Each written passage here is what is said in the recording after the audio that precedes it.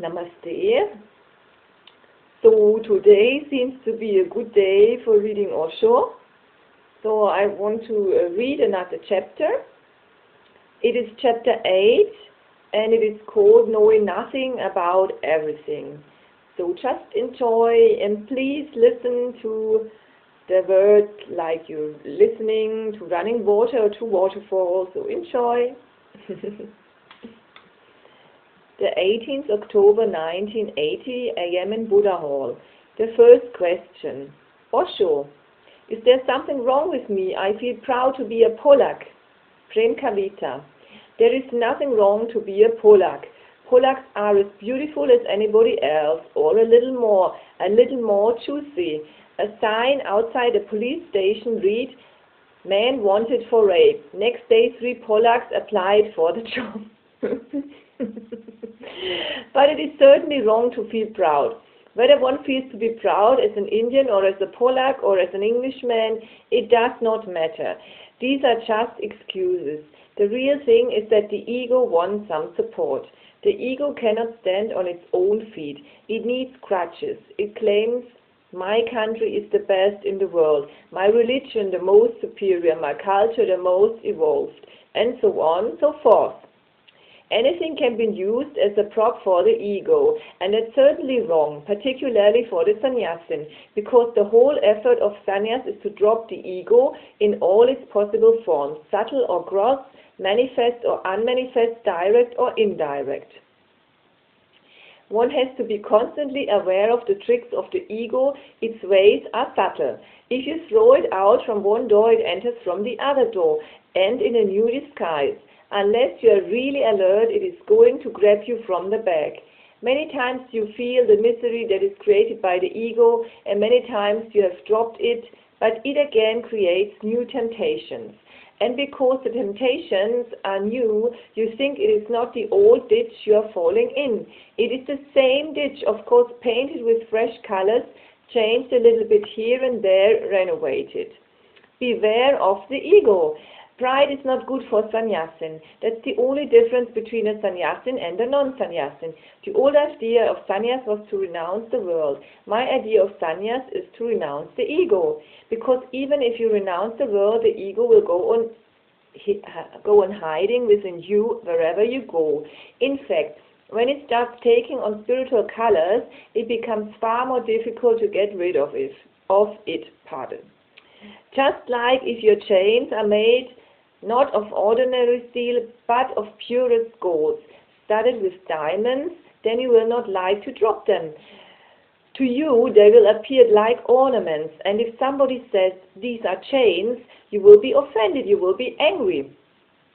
A Hindu is offended if you say to him that to be a Hindu is to be in a prison. Mohammedan is angry if you say to him that to be Mohammedan means to be a slave. The same is true about the Christians and the Jains and the Buddhists. But to be proud simply means you are thinking yourself separate from existence. Secondly, you are thinking of yourself as special.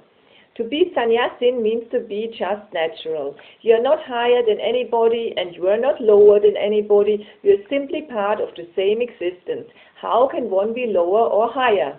It is not only a question of being on equal terms with human beings.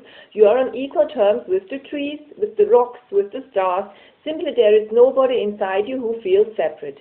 This is true equality, and the true equality is always rooted in equanimity, equilibrium.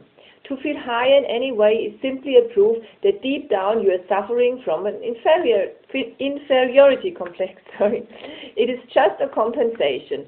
The politician feels higher than others because he has power, political power. The wealthy feels higher than others because he has power, economic power. And the so-called spiritual person also feels higher than others because he has again the same kind of thing. Power, spiritual power, purity, morality, virtue. But these are nothing but properties. In my vision, a sannyasin is utterly ordinary, and in that very ordinariness, the extraordinary explodes. The second question. Osho, the other day in Darshan, you were talking about women and transforming their energy. You said that in the past, masters such as Jesus, Mahavira, and even Gautam the Buddha were not able to understand and transform women's energy and allow it to come to a peak. You said that this time here it will be possible for women as well as for men to flower and to come to a peak. Somehow I was touched by this very deeply. Can you say something more about this difference between men and women and how you work with us in different ways? Anand Maria, the difference between man and woman is not much. The difference is simple. It is like a man by your side is standing on his head.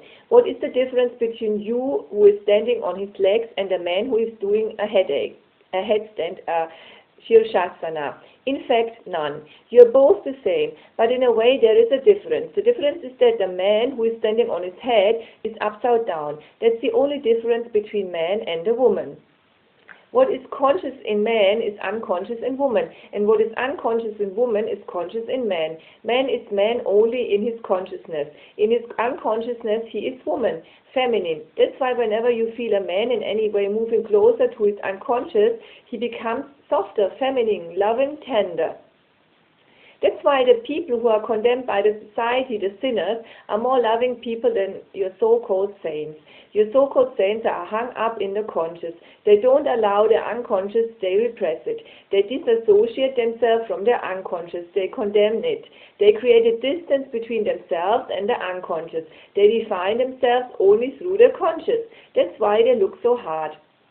Look at the faces of your so-called saints, the moralists, the Puritans, the people who are continuously carrying the load of holier than thou. Just look at their faces and you will find hard lines, stiffness, uptightness, a quality which cannot be called soft, tender, loving. Watch the so-called sinners, the condemned people, and you will be surprised that they have more tender hearts. They are more loving people, more companionable. You can enjoy the company of the sinners, you cannot enjoy the company of the saints. If you put 4 saints together, they will be constantly quarreling about stupid things. How many angels can dance on the head of a pin, how many hells there are. Buddha says there is only one hell. Mahavira says there are 7. Sanjaya Viletiputta says there are 700. Okay. If you put 1,000 saints in one house, there will be no peace at all in that house. They will be constantly barking at each other. Sometimes I'm fascinated by the idea that dogs may be reincarnations of saints, barking at anything, and particularly a few things. For example, all dogs are against uniforms. They will bark against the postman, the policeman, the sannyasin. Maybe they are angry at their own past life.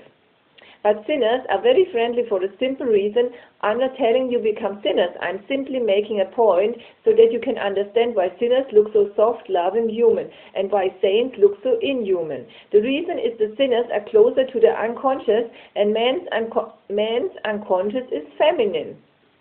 The same happens with intellectual women, particularly the women who belong to liberation movement. They are harsh, ugly, hard, and constantly argumentative. They become unloving, they become very egoistic. They are a new version of female saints. For the simple reason, again, because they have gone against their natural unconscious spontaneity. They are living in their heads. They have dropped the very idea of the unconscious. They are not allowing their instincts. They are lopsided. They have lost their balance. The balanced man is neither man nor woman. He is mixture of both, a synthesis rather. His masculinity compensates his femininity. They are not at daggers with each other. They are dancing in tune, in deep harmony together. There is great accord. So the difference is not much, the difference is very little. Of course it has become very big because for at least 10,000 years man has dominated the scene. He has repressed the woman in himself, and because of that he has repressed the woman on the outside too. He had to. Both are part of one logic. If you allow your inner woman freedom to meet with the man inside you, to have a deep togetherness and orgasmic quality, so that as far as your consciousness is concerned, it is no more split as man and women. It is one, it is human, it is whole, it is no more a conflict, it is a concord. It has attained to the highest synthesis possible. When this happens, one is whole. Whether one is man or woman does not matter. But for centuries man has dominated, and the only way to dominate is to destroy the outer woman, to reduce her into a slave, to reduce her into a commodity, sellable, purchasable, something of the marketplace. This is the ugliest thing that has happened in the past. Because of this, the whole path of humanity is rotten, unbalanced, insane. And if the man represses the woman on the outside, of course he cannot allow the woman inside either. He has to repress that too. And the woman has been told that she has to be womanly. That means she has to reject all that is masculine in her. She has been forced to go to the very extreme of being a woman, and the man has to be completely denied. And this has been taught as if it is something of great value, as culture, as religion, as civilization. The woman has to be shy. The woman has to be in every possible way dependent on men. She has to be a servant, not a companion, not a friend. This idea affected everything, even religion. And the people like Jesus, Mahavira, Gautama the Buddha, these great persons who are the very thought of the past humanity, the few people who had flowered, even they could not go against the social structure absolutely. I can understand why they could not go against the social structure. Because they had to work with a society which was not of their making. It was already there. Buddha had only 40 years to work. Now you cannot transform everything in the society. He had to decide whether he has to work and create something, or he has just to fight.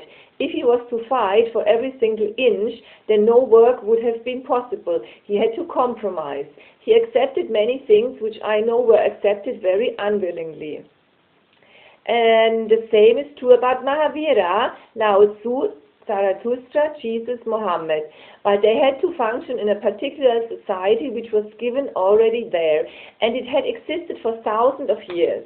And they decided it's better to work silently and help few people to become enlightened rather than fight with the society and waste your whole time and not help even few people to become enlightened. That was the choice before them.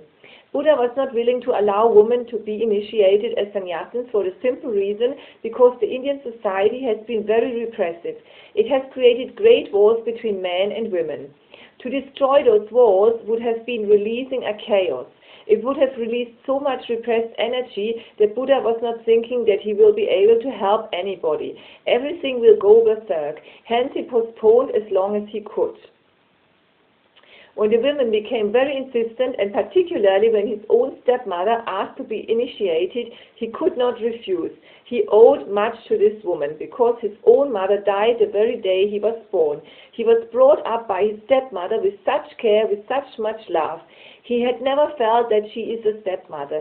He had never missed his mother. And when this stepmother asked to be initiated, and she was getting very old, and death was coming close, he could not say no. Very unwillingly, he said yes. But when he said yes to his own mother, then other women also said, now you have accepted one woman as a sannyasin, then why debar us? And it was logical. The door opened. And Buddha said very sadly that my religion would have lived at least for 5,000 years and helped thousands of people to become enlightened, but now it will exist only for 500 years. And that's how it happened, because once the women came in, the repressed male sannyasins started getting infatuated. They had lived in compartments and suddenly they were free. Suddenly the women were there, and beautiful women. Almost from all royal families, the first sannyasins had come. It almost always happens when a man like Buddha arrives on the earth, it is the most intelligent ones who come first to him. It is natural because only they can understand. You can see it here happening. The most intelligent people of the world from every nook and corner of the world have arrived here. But the Indian masses go on ignoring as if it has nothing to do with them. They are not yet at the level of that intelligence where they can understand what is happening here. What to say about ordinary masses? Just the other day, the Pune magistrate has given his judgment concerning the case of one madman who had thrown a dagger at me, obviously intentionally to kill me. He has freed him, and the reason that he has freed him, the most basic reason that he has given, is really worth consideration. I laughed at it. I enjoyed it. The reason that he has freed him is that if it was an attempt to murder me, then I would not have continued my discourse. Who can continue talking when somebody is trying to murder you? But he does not know me. I would have continued even if I had died. I would not have finished before 10. But he cannot understand, and I can understand him. He cannot understand. When somebody is trying to kill you, can you go on speaking the same way? His argument seems to be very valid. So what to say about the ordinary masses?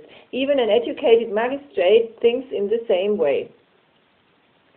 Once Buddha allowed women to enter his commune, the repressed male sannyasins started losing their grip on their own consciousness.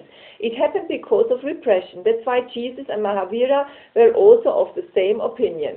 I can allow for the simple reason that 25 centuries have passed, and in these 25 centuries much has happened, particularly in the West. That's why my appeal will be far more in the West than in the East, because in the East nothing much has happened.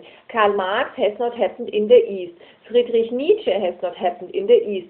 Sigmund Freud has not happened in the East. Carl Gustav Jung has not happened in the East. Albert Einstein has not happened in the East. The West is far more ready. The West has gone through a great revolution about sex, about the discrimination between sexes. The West has dropped the old nonsense. That's why it is possible for me to allow men and women together to be here. And you can see the difference. When Indians come here, they create trouble. For these 6 years, I've been here. At least more than 300,000 to 400,000 Westerners have visited the place. Not a single Westerner has tried to rape any Indian woman. What to say about rape? They have not even bothered about Indian women. They have not even thought about Indian women. But so many Indians have tried molestations, efforts to rape, all kinds of things they have done. And they go on asking me why Indians are not easily allowed in the ashram. They come for wrong reasons, even the well-educated. Just a few days before, the manager of the Ambassador Hotel came to see. Rich, well-educated, and when he found Padma working in her department alone, he immediately grabbed her breasts. And the man had asked Sheila the first thing that, why I don't see many Indians here. And when he was caught red-handed, Sheila told him, now you know the reasons why so many Indians are not here in the ashram. We have to throw them just as we are throwing you out.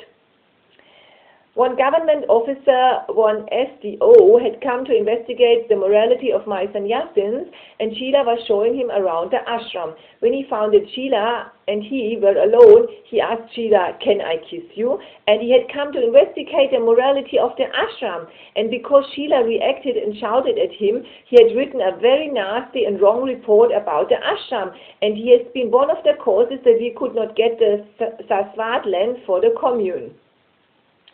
He created every possible trouble, and he was sending messages that if Sheila comes to me, then I will help you. Now these are the people. Buddha had to work with these people, and Jesus and Mahavira. They can be forgiven. They wanted to help men and women both, but the trouble was the society. To me, there is a possibility. I can choose from all over the world people who are ready to drop this stupid division between sexes. Of course, the approach will be different. The women will start with love and end with meditation, and the men will start with meditation and end with love. Only this much difference will be there. To the man, love will come as a consequence, as a fragrance of meditation. To the woman, meditation will come as a consequence, as a byproduct, as a fragrance of love. But whether the man or the woman, when they reach to the highest peak of consciousness, to the Everest of consciousness, they will have both exactly balanced, meditation and love. Question 3. How about telling us a little esoteric bullshit? Prem Shraddhan. Bullshit is simply bullshit. Even if you make it esoteric, it does not change its quality. It still stings. You can give it a beautiful cover, a beautiful packet, but the content will be the same. You can wrap around it something beautiful, but that will be only a wrap around. When you will dive deep into it, then you would know you have fallen into a ditch of full bullshit. A sannyasin and newly arrived non-sannyasin are sitting together in Vrindavan. Hey Swami, says the non-sannyasin, you have probably been around this place for a while. Can you tell me what Osho is teaching you? The sannyasin ponders over this for a while and says, it's like this. Imagine two guys walking along a road. They both fall into a ditch, and one of them gets dirty, the other does not. Which one of them is going to have a shower? The dirty one, of course, says the non-sannyasin. No, the dirty one sees the clean one and he thinks himself to be clean. The clean one sees the dirty one and he thinks he is dirty, so the clean one is going to wash himself. Now imagine they fall into a ditch again. Who is going to shower now? Now I know, answers the non-sannyasin, the clean one. No, the clean one realizes while showering that he was clean, and the dirty one realizes while the clean one is taking a shower, so now the right one showers. Now imagine they both fall into a ditch again. Who is going to shower now? From now on, of course, always the dirty one. No, have you ever seen two girls fall into a ditch 3 times, and one always comes out dirty and the other always clean? A Catholic priest was walking along a cliff by the sea when he heard the shouts of someone in difficulty. He saw a man who obviously could not swim, struggling for his life in the water. Save me, Father, I'm drowning, cried the young man. Are you Catholic or Protestant, son? Asked the clergyman. Protestant, Father, gasped the young man as he went under the water. The priest began to walk on. For God's sake, Father, save me, screamed the terrified boy, surfacing again. What religion are you, son? Shouted back the priest. Protestant, Father, spluttered back the answer. The priest again began to walk on as if the unfortunate youngster went under the water a second time. For the love of God, save me, Father, screamed the boy in desperation. What religion are you, son? Came the demand again. After a moment's hesitation, the young man shouted, I'm Catholic, Father. The priest immediately threw off his clothes, dived into the sea, and swam strongly to the boy, catching him by the ear as he went under for the third and last time. What religion are you, son? Asked the priest again as he helped the young man's head above the water. Catholic, Father, came the response. The clergyman smiled, let go the young man's hair, and as he sang, said, Good, die in faith. Oh my God. The fourth question. Why the so-called authoritative scholars, theologians, and philosophers on religion are against you? Pritama. It is natural. They philosophize about God, I know. They think about light, I see. They read the scriptures, I have read the universe. We cannot agree. It is like a blind man collecting information about light. How he can agree with the man who has eyes? Also, he collects information about light, but information about light is just information. It is not an experience. The experience is bound to be totally different. The experience is qualitatively different. It is not only a question of quantity. It is not that I know more than that they know, or less that they know. It is not a question of more or less. I simply know, and they have been collecting information from others. Their knowledge is borrowed, and of course the man who lives with borrowed knowledge, whose whole life depends on borrowed knowledge, is bound to be afraid of the man who has experienced it. They've always been against. It is nothing new. If they were not against me, that would be surprising. That will be almost unbelievable. Their being against me simply proves that man has not learned anything, as if the evolution of man has stopped long before. They still behave in the same way they behaved with Jesus, with Buddha, with Krishna. Their behavior has not changed, and I don't see that it is going to change ever because of their vested interest. Men like me are dangerous to their business. It is a question of life and death for them. The whole profession depends on borrowed knowledge, and my insistence is to help you to know it on your own. And the moment you know, all that is borrowed fades away, becomes irrelevant, meaningless, loses all significance, and with it disappear all the priests, all the theologians, all the philosophers, all the scholars, the pundits. Right now you respect them, you honor them, because you feel ignorant and you think they know, and blind are leading the blind. You are far more honest, at least you recognize your blindness. Your scholars are far more cunning, they don't recognize that they are ignorant. Deep down they know it, but they don't show it. They go on hiding it in every possible way, and people like me start exposing them. How can they tolerate it? And it has always been a known fact that scholars are one-dimensional. They have to be one-dimensional if they want to be scholarly. If a man tries to know everything about God and remember about, by knowing God he will become multidimensional, because God means whole existence. But by knowing God he will know the whole, but by knowing about God he has to become one-dimensional. He has to focus his mind. He has to go on narrowing his consciousness. He has to pinpoint it. Naturally he knows more and more about God, but less and less about everything else. His knowing becomes inclusive about God and excludes everything else. Okay. That's why authorities always behave foolishly. As far as their own field is concerned, they are great experts. If you ask any question about something which is not part of their expertise, they are at a loss. They are as foolish as no fool ever can be, because fools have a little bit of multidimensionality, but the scholars are absolutely one-dimensional. They are fixed on one point. They are specialized people. In the beginning, just 2,000 years before there was only one knowledge without any divisions, it was called philosophy. In the days of Aristotle, it was called philosophy. Philosophy meant all knowledge. So if you look in Aristotle's books, who is the father figure of the Western philosophy, you will find everything. Things which have nothing to do with philosophy at all.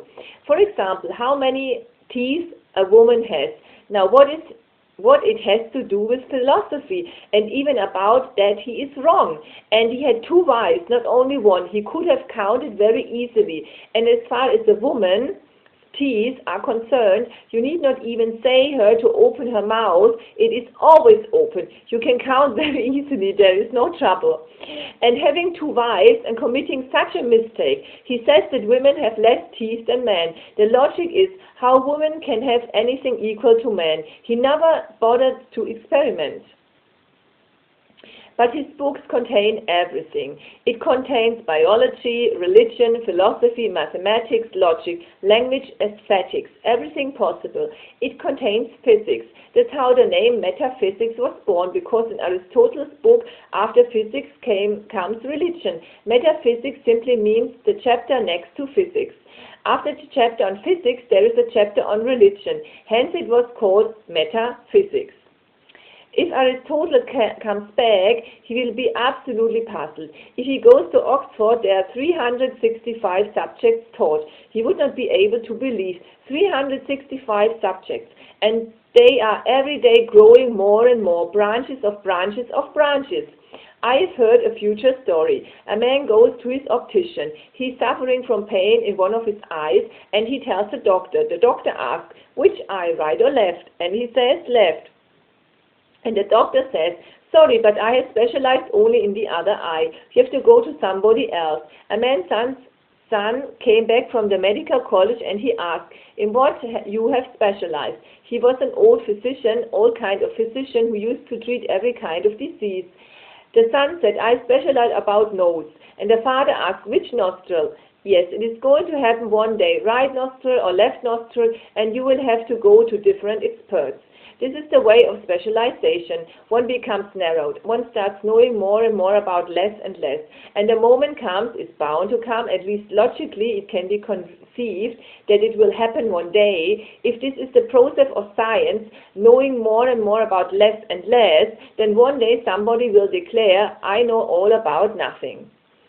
The process of experiencing is totally different. It is knowing less and less about more and more. And the moment comes and one knows nothing about everything. One knows nothing about everything. That's what Dionysius calls agnosia. That is the state of meditation. One knows nothing about everything. He has come absolutely multidimensional. He is simply aware, not a knower. There is no knowledge. He is simply wise. Now, how the expert can agree with this wise man? The expert cannot agree with the Buddha. Impossible. Their dimensions are totally different. One knows more and more about less and less. The other knows less and less about more and more. One reaches ultimately to know everything about nothing. The other reaches ultimately to know nothing about everything. They are following diverse paths. but the Buddha experienced and the expert only accumulates information. A very pretty secretary wearing a sweater and miniskirt passed through a chemistry lab. "Get a load of that," said one of the scientists to the other. The other glanced at the wall-stacked figure and replied indifferently, "So what? She's 9/10 water." "Sure," said the first, "but what surface tension?" A great scientist riding on a bus had noticed a clock on a building that showed 9:30.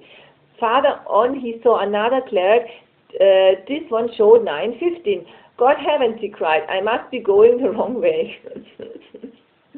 A story is told about a professor of English who was indisposed and stayed home one day.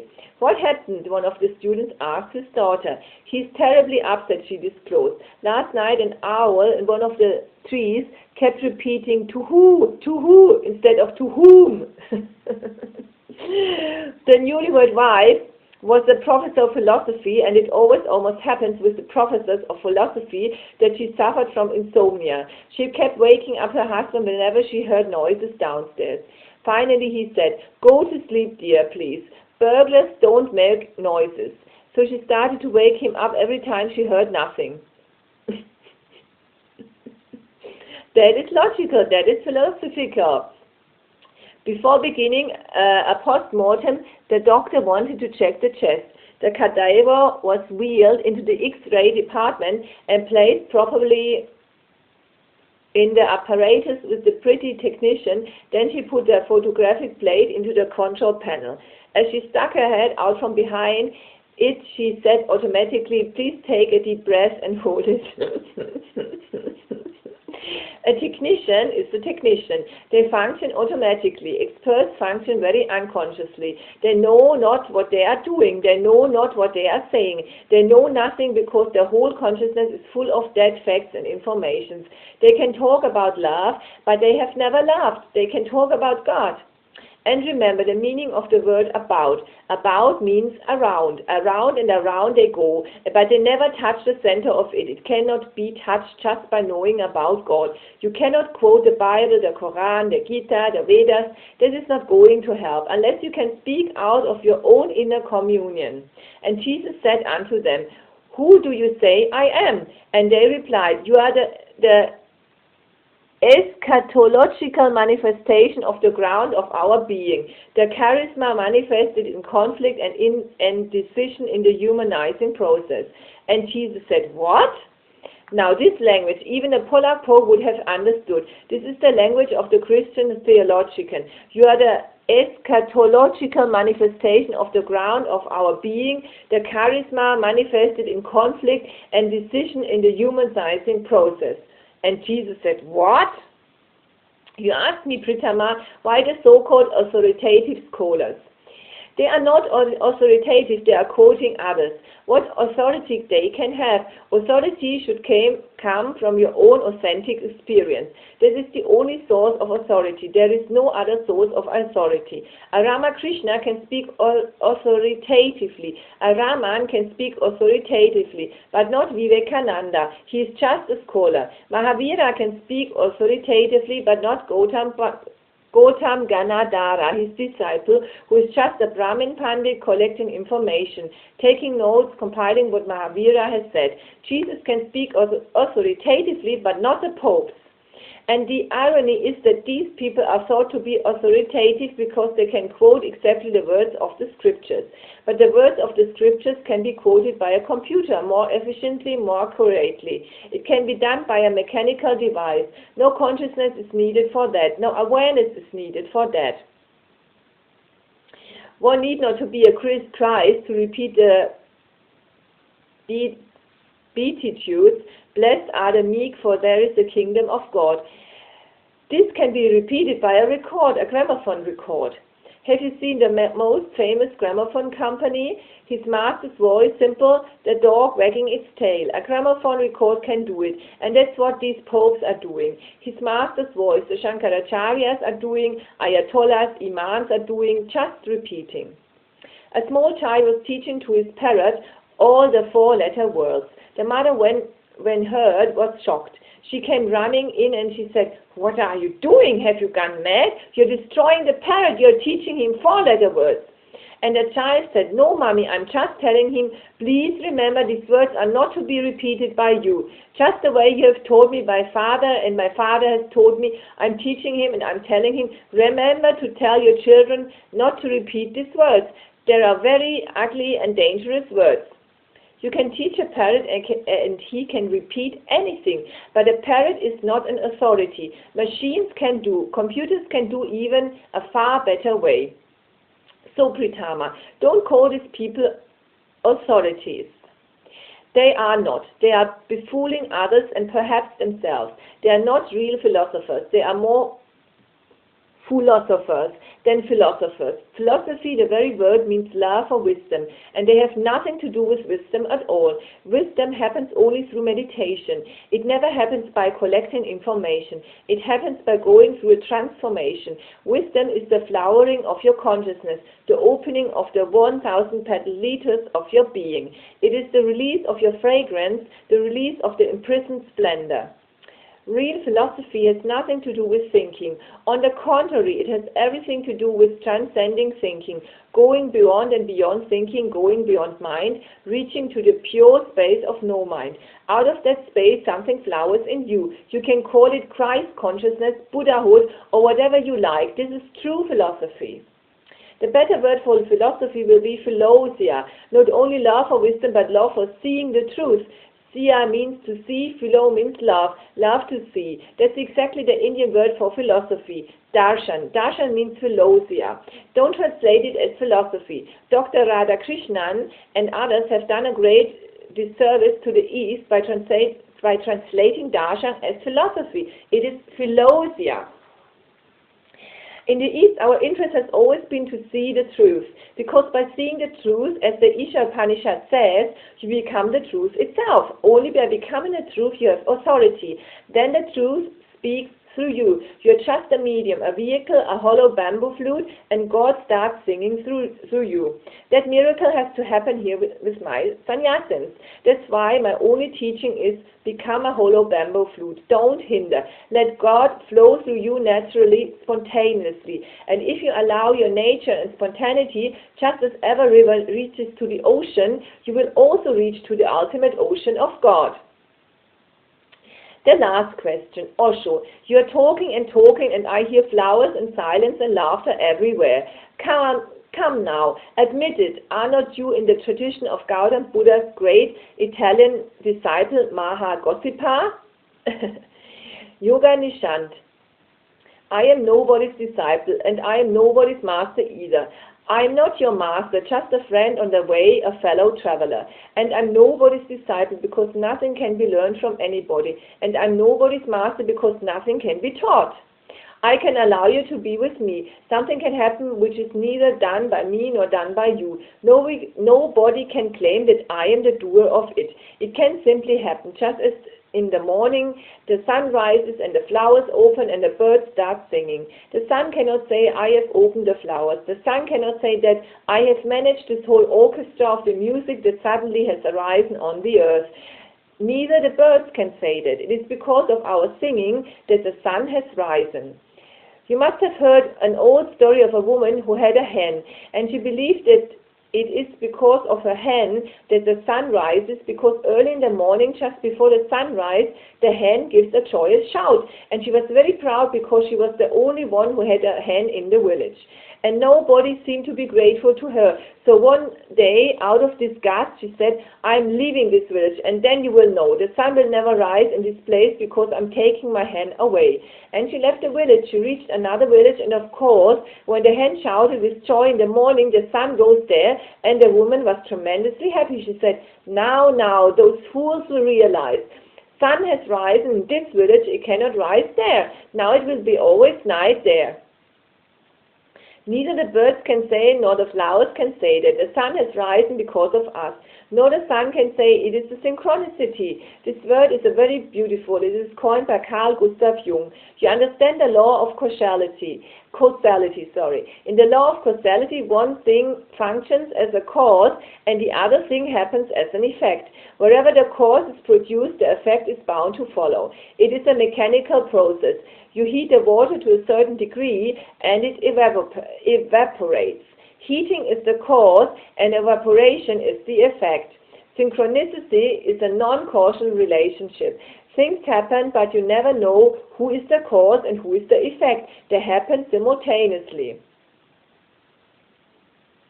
That's the beauty that happens whenever you are with Buddha. The Buddha is not a master. You are not a disciple. You are not learning anything from Buddha. The Buddha is not teaching anything to you. It is just being together. It is a love affair, being together, and something happens, something which is beyond both. Something is triggered. At the most, it can be said that the Buddha functions as a catalytic agent. But whatsoever happens, happens in you. He has not caused it. Hence I say I'm not anybody's disciple, nor I'm anybody's master. But Nishant, you have found the right name for me. I am an Italian, Maha Gossipa. Remember me not as the man who has given you a great gospel, but as the man who has given you many gossips. My gospel is my gossip.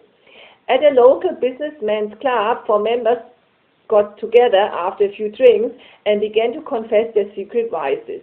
I must own up, said the leading banker, that I gamble. Every week or so I place a bet on the horses, not too much, but I have been doing it for years. Well, I come clean of my weakness, said the prominent executive. No one in town has ever seen me drunk, but twice a year I drive to another town where I'm not known, rent a motor room for a few days, get stoned, and return home feeling better than ever. I'm not ashamed to admit that my weakness is women, said another important businessman. I have to be very discreet, of course, but with a cautious secretary it can be managed easily enough. I have never yet been found out. The 4th member of the group, who had been listening intently, said nothing. He was the rabbi of the village. The others expected him to reveal something, but he shrugged his shoulders as is the way of all Jews of all the ages. He simply shrugged his shoulders. Well, asked one of them, Rabbi, how about you? I would rather not confess, he said, shaking his head. They looked at him with suspicion. What could be covering up? What could he be covering up? Each of them accused him of being a poor sport, especially since they had all opened up. Finally, the rabbi gave in. All right, he said reluctantly. If you must know my weakness, it is a scandal, and I can hardly wait to get out of this place.